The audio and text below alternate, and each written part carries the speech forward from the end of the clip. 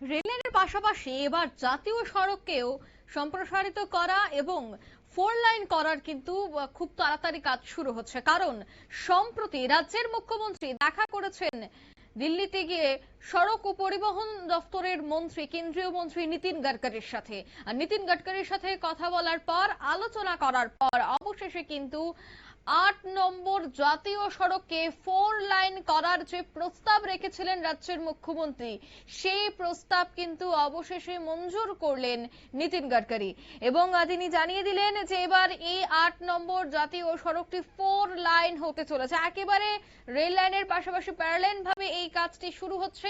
সে বিষয়ে আছে রাজ্যের মুখ্যমন্ত্রী বিস্তারিত তুলে ধরেন। নীতিন গডকরির সঙ্গে বৈঠকের পর সমস্তটা বিষয় নিয়ে প্রতিক্রিয়া দিলেন মুখ্যমন্ত্রী ডক্টর মানিক সাহা। কি বললেন শোনাবো। वो देखिए, मैं नितिन जी से मैंने बात किया। बहुत सारा हम लोग जो खास करके जो पैरेलल रोड जो हम लोग के यहाँ NH नेशनल हाईवे बहुत सारा बना है, आप जानते हो। तो बहुत सारे जगह में इसको लेके हमेशा कहते रहते हैं कि ये खराब रोड है। पूरा पिक्चर के साथ मैंने उनको, आधिकारिक भी थे वहाँ, इनके सामने मैंने रखा। उन्होंने कहा ये सब पूरा अच्छी तरह से करेंगे।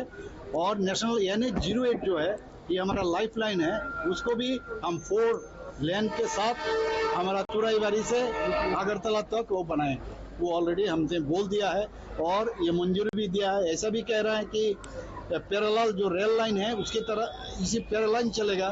जो रेल लाइन जो है उसके साथ साथ पैरेलल चलेगा, टनल भी बनेगा।